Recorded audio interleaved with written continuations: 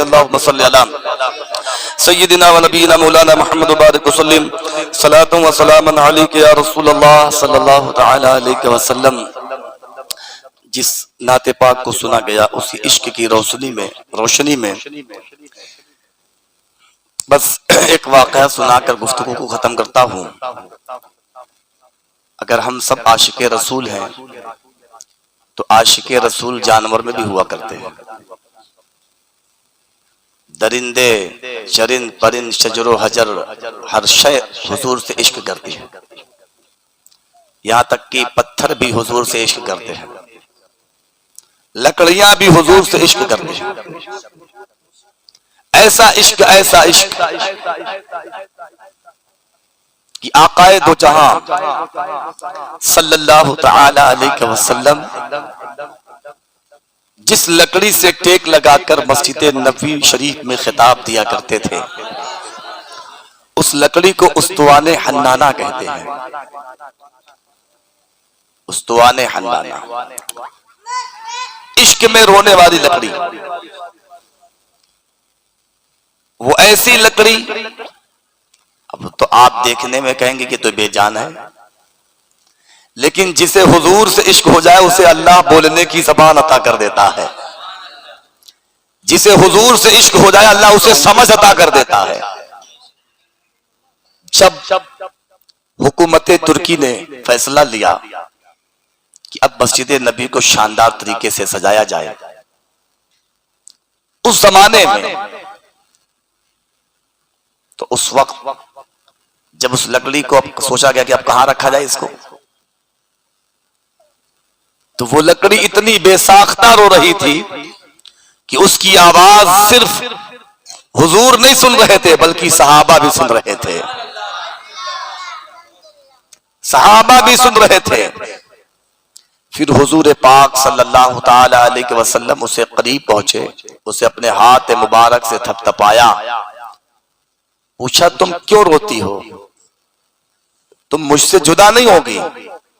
ارے اب میں ٹیک لگاتا تھا، ٹیک نہیں لگاؤں گا، لیکن میرے ممبر کے نیچے تو قیامت تک رہے گی۔ لیکن اس لکڑی نے کیا کہا؟ حضور آپ کے جسد اطہر سے جو میرا معاملہ مس ہوتا تھا، جو خوشبو محسوس ہوتی تھی، جو خوشبو لیتی تھی، یہ جدائی تو ہو جائے گی نا، یہی جدائی آپ کی مجھے برداشت نہیں ہے۔ میں پوچھنا چاہتا ہوں میرے سنی زندہ دل مسلمانوں کہ جب ایک بے جان لکڑی حضور سے عشق کر لے تو اللہ اسے بولنے کی زبان اور سمجھنے والی عقل عطا کر دیتا ہے، تو ہم جیسا اشرف المخلوقات انسان جسے قرآن پاک میں کہا گیا وَلَقَدْ كَرَّمْنَا بَنِي آدم کا تاج پہنایا گیا ہمارے سروں پر، جس کے سروں پہ شرافت اور کرامت کا تاج رکھا گیا، اگر یہ عقل انسانی حضور سے عشق کر لے، اگر یہ دل حضور سے عشق کر لے تو پھر اس عشق کا عالم کیا ہوگا؟ جب بات عشق کی آئی تو سنو، آقائے دو جہاں صلی اللہ تعالی علیہ وسلم ایک مرتبہ سفر پہ جا رہے تھے، راستے میں کیا دیکھا کہ ایک ہرنی جو ہے شکاری کے جال میں پھنسی ہوئی تھی۔ اب وہ تو دیکھنے میں انسان کہے گا کہ جانور کے پاس تو زبان نہیں، بولنے کی زبان نہیں، سمجھنے کی طاقت نہیں، لیکن ایسا نہیں ہے، جو حضور سے عشق کرتا ہے اللہ اسے سب کچھ عطا کرتا ہے۔ چونکہ کائنات حضور کی ہے، کائنات کا نظام بھی حضور کے حکم کے مطابق چلتا ہے، چاہے وہ کوئی بھی ہو، ہر ایک کو حضور کی مرضی کے مطابق دنیا کا نظام چلتا ہے۔ تو گویا کہ اس ہرنی نے جب آقائے دو جہاں صلی اللہ تعالی علیہ وآلہ وسلم کے چہرے نور کو دیکھا تو کیا کہا؟ اغثنی یا رسول اللہ، اغثنی یا رسول اللہ، اغثنی یا رسول اللہ، یا رسول اللہ صلی اللہ تعالی علیہ وسلم میری مدد فرمائیے۔ میرے آقا قریب پہنچتے ہیں، میرے آقا فرماتے ما حاجتوں کا، اے ہرنی بتا تیری کیا ضرورت ہے، تجھے کیا ضرورت ہے؟ ہرنی کہتی یا رسول اللہ سامنے ایک پہاڑی ہے، اس پہاڑی کی کھوہ میں جو ہے میرے چھوٹے چھوٹے معصوم بچے ہیں جو بلک رہے ہیں، بھوک اور پیاس سے تڑپ رہے ہیں، یا رسول اللہ میں آپ سے وعدہ کرتی ہوں کہ میں جاؤں گی اپنے بچوں کو دودھ پلا کر تنے تنہا نہیں واپس آؤں گی بلکہ بچوں کو بھی ساتھ لے کر آؤں گی۔ وعدہ کس سے کیا تھا؟ رحمت للعالمین سے، رب کے محبوب سے، آمنہ کے لال سے، مدینے کے تاجدار سے، دونوں عالم کے رحمت عالم صلی اللہ تعالی علیہ وآلہ وسلم سے وعدہ کیا تھا۔ گویا کہ وہ ہرنی کو میرے آقا صلی اللہ علیہ وسلم شکاری کے جال سے چھڑا دیتے ہیں۔ شکاری جو تھا وہ کچھ دور پر آرام کر رہا تھا، اس کی آنکھ کھلتی ہے، وہ بیدار ہوتا دیکھتا ہرنی اتنی محنت سے پھنسی تھی جال میں تو غائب ہو گئی، لیکن دونوں عالم کے رحمت للعالمین میرے آقا صلی اللہ تعالی علیہ وآلہ وسلم وہیں پر تشریف فرما تھے۔ جب اس نے چہرے بددہا کو تکا تو شکاری کہتا یہ کوئی عام شخص نہیں ہے، اتنے حسین چہرے تو میں نے کبھی زندگی میں نہیں دیکھے، اتنے خوبصورت چہرے میں نے کبھی نہیں دیکھے۔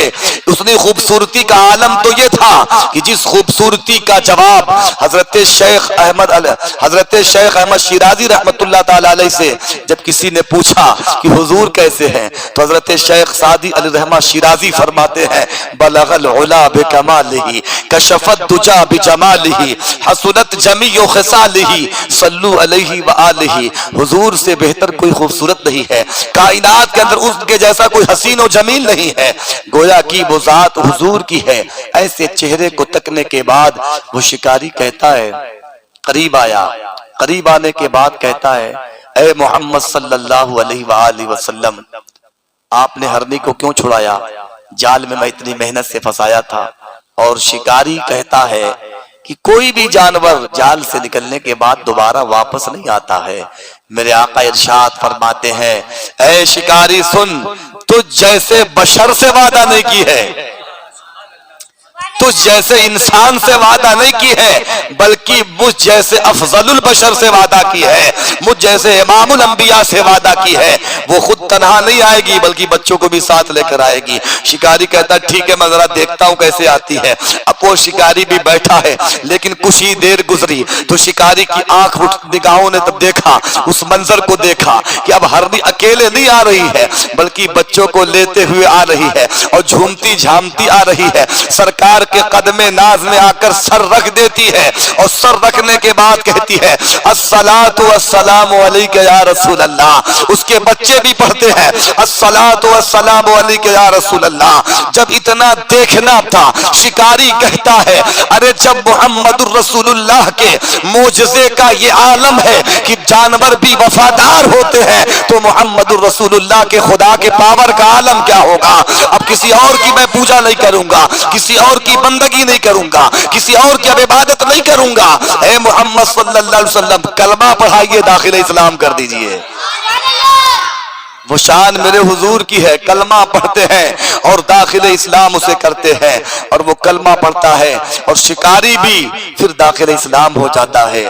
اس سے پتہ کیا چلا کہ حضور سے عشق ایسا ہے، حضور سے عشق ایسا ہے۔ اس لیے جب بھی آپ عشق جو ہے اگر مضبوط کرنا چاہتے ہیں، اپنے عشق میں چار چاند لگانا چاہتے ہیں اور اپنے عشق میں نکھار پیدا کرنا چاہتے ہیں، اپنے عشق میں چمک اور دمک رمک پیدا کرنا چاہتے ہیں تو کثرت کے ساتھ حضور پر درود پڑھا کریں۔ کیا کثرت کے ساتھ حضور پر بولیے درود پڑھا کریں۔ اب آپ پوچھیں گے کثرت کے ساتھ درود کیسے پڑھیں، تو میرے آقا صلی اللہ تعالی علیہ وآلہ وسلم کا فرمان عالی شان ہے کہ جو شخص 313 مرتبہ، کتنی بار؟ 313 مرتبہ جو مجھ پر درود پڑھے گا وہ کثرت کے ساتھ درود پڑھنے والوں میں شمار ہوگا۔ تو آپ ڈیلی بلا ناغا بغیر کسی چونچرا کے آپ اپنے پاس ٹائم نکالیے، اپنے اندر ٹائم پیدا کیجئے اور ٹائم نکال کر ایک وقت متعین کر لیجئے کہ چاہے عشاء بعد، فجر بعد، مغرب بعد، ظہر بعد، جو آپ کے لیے وقت بہتر ہو ایک وقت متعین کر لیں اور 313 مرتبہ روزانہ پڑھیں۔ اس کی فضیلتیں سن لیں۔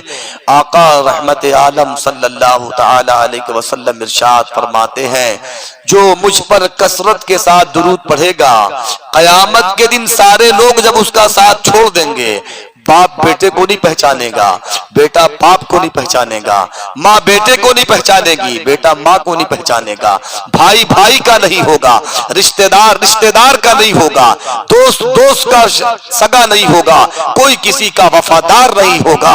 اس ہولناک منظر وادی میں اور اس قیامت کی خطرناک گرمی کی تپش کے عالم میں اور اس قیامت کے نفسا نفسی کے عالم میں اگر کوئی ہمارا وفادار ہے تو وہ مدینے کے تاجدار ہیں، وہ مکے کے سردار ہیں، وہ آقا رحمت عالم ہیں۔ اس لیے حضور فرماتے ہیں جو دنیا کے اندر مجھ پہ کثرت کے ساتھ درود پڑھے گا تو قیامت کے دن وہ میرے اتنے قریب ہوگا جیسے کہ یہ دونوں انگلیاں قریب ہیں۔ اب ذرا غور کرو، ہم دنیا کے اندر کوئی ایم ایل اے، کوئی کارپوریٹر، کوئی کارپوریشن، کوئی منتری منترالے آتا ہے تو ہم سوچتے ہیں کہ اس کے بغل میں کھڑے ہو کر ذرا فوٹو تو کھچا لیں۔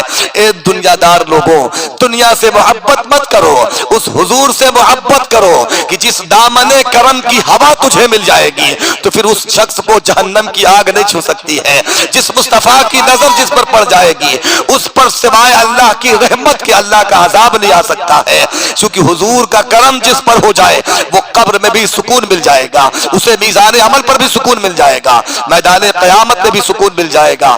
اس لیے حضور کے کرم کے متلاشی بنو، حضور کے کرم کے طلبگار بنو، حضور کے کرم کے دیوانے بنو، حضور کے کرم کے اپنے آپ کے ہر وقت مطالبہ کرتے رہو، چونکہ حضور چاہتے یہی ہے۔ ایک روایت عرض کر کے پھر گفتگو ختم کرتا ہوں۔ ایک مرتبہ ایک بزرگ تھے، انہوں نے خواب میں کیا دیکھا کہ آقا دو جہاں صلی اللہ تعالی علیہ وآلہ وسلم بڑے غمگین نظر آ رہے تھے، میرے آقا بڑے رنجیدہ نظر آ رہے تھے، آپ بڑے غم زدہ تھے، غم کے ماحول میں دکھے۔ انہوں نے پوچھا حضور آپ غمگین کیوں ہیں؟ میرے آقا صلی اللہ تعالی علیہ وآلہ وسلم ارشاد فرماتے ہیں 15ویں صدی کا زمانہ آئے گا اور اس زمانہ ایسا ہوگا کہ لوگ صرف دنیا کی طرف بھاگیں گے، گناہ پر گناہ کریں گے، انہیں نیکی کی دعوت اچھی نہیں لگے گی، نیک کام انہیں اچھے نہیں لگیں گے، انہیں نیک کاموں میں دن نہیں لگے گا، لیکن اتنے گناہگار ہوں گے کہ وہ میری امت کے لوگ مجھ پر درود نہیں پڑھیں گے۔ اس لیے حضور غمگین تھے۔ پھر پوچھا کہ اگر حضور آپ پر درود پڑھیں تو گویا کہ میرے آقا ارشاد فرماتے ہیں کہ جب میرا امتی مجھ پر درود پڑھتا ہے تو میری روح کو بھی خوشنودی حاصل ہوتی ہے، میرے مسامع جاں کو بھی خوشنودی حاصل ہوتی ہے۔ حضور کی روح کو خوش کرنا اگر چاہتے ہو تو حضور پر درود پڑھو، ورنہ جو درود حضور پر نہیں پڑھتا ہے حضور کی روح اس سے خوش نہیں رہتی ہے بلکہ حضور اس سے ناراض رہتے ہیں، غمگین رہتے ہیں۔ اس لیے میرے ملت کے لوگوں، آقا دو جہاں صلی اللہ تعالی علیہ وآلہ وسلم کے شہزادے، ان کے گلشن کے مہکتے پھول حضرت امام زین العابدین رضی اللہ تعالیٰ عنہ جو اہل بیت اطہار کے امام ہیں، جن کے صدقے ہماری بخشش ہوگی، وہ حضرت امام زین العابدین رضی اللہ تعالیٰ عنہ فرماتے ہیں کہ من علامات اہل السنہ کثرت الصلاۃ علی رسول اللہ، کہ اہل سنت والجماعت کی سب سے بڑی پہچان یہ ہے کہ تم کثرت کے ساتھ حضور پر درود و سلام پڑھا کرو، کثرت کے ساتھ حضور پر درود و سلام پڑھا کرو۔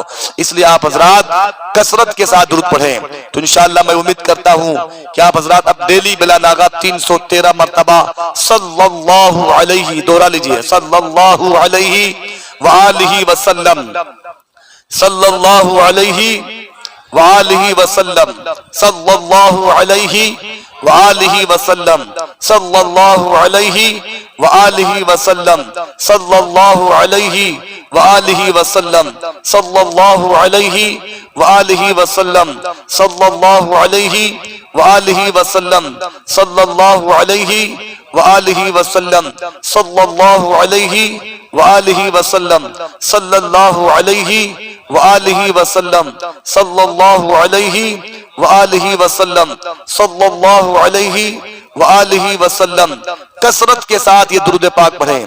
یہ درود پاک حضور کی بارگاہ میں بہت محبوب ہے. تو اب آپ حضرات انشاءاللہ پڑھیں گے نا ڈیلی بلا ناغہ ایک ٹائم بنا لیجئے جو ٹائم آپ کے لیے بہتر ہو, جس میں آپ کو کوئی ٹینشن, کوئی پریشانی, کوئی بھاگ دوڑنا ہو. سکون کے ساتھ ایک جگہ بیٹھ کر 313 مرتبہ پڑھیے. اپنی زندگی کا ایک حصہ بنا لیجئے, چاہے رات ہو دن ہو, لیکن پڑھنا ہے تو پڑھنا ہے. بغیر پڑھے آپ کو فرصت نہیں ہے. جب یہ سکون یہ آپ بنا لیں گے ایسا ارادہ, تو الحمدللہ اس کی برکتیں آپ کو دنیا میں بھی ملیں گی, اور مرنے کے بعد قبر کی پہلی شام کو پتا چل جائے گا آپ کو کہ حضور پر درود پڑھنے کے فائدے کیا ہیں. اس لیے کہ جہاں ساری دنیا ہمارا ساتھ چھوڑ دے گی, وہاں حضور پر درود پڑھنا کام آئے گا. تو اس لیے آپ حضرات پڑھیں گے نہیں پڑھیں گے؟ ہمارے بچے جو آئے ہیں اپنے بچوں کو بھی لے کر آئے کریں. کہیں بھی اجتماع ہو, کہیں بھی پروگرام ہو, کسی بھی دینی اپنے سنی کا کوئی دینی جلسہ ہو, دینی پروگرام ہو اپنے سنی جماعت کا, تو وہاں اپنے بچوں کو بھی لے جایا کریں. اس لیے کہ بچوں کی مثال ایک کیسٹ کی طرح ہے. کیسٹ میں جو بھرا جائے گا وہی نہ بچے گا, بولیے. تو بچوں کی زندگی ایک کیسٹ کی طرح ہے. جب ان میں دین بھریں گے تو دین آئے گا, اور جب ان میں دنیا بھریں گے تو دنیا آئے گی. اس لیے دین کی محافلوں میں, دین کی مجالسوں میں, اور دین کے جتنے بھی پروگرام ہیں اپنے بچوں کو خاص طور سے لے جایا کریں. اس کی برکتوں سے ان کے اندر دین پیدا ہوگا. پھر انہیں بھی معلوم پڑے گا کہ ہاں خواجہ غریب نواز کون ہے, غوث پاک کون ہے, ہمارے رسول کون ہے, تو ان کو بھی معلوم پڑے گا. اس لیے اللہ تعالی ہم سب کو کہنے سننے سے زیادہ عمل کی توفیق عطا فرمائے.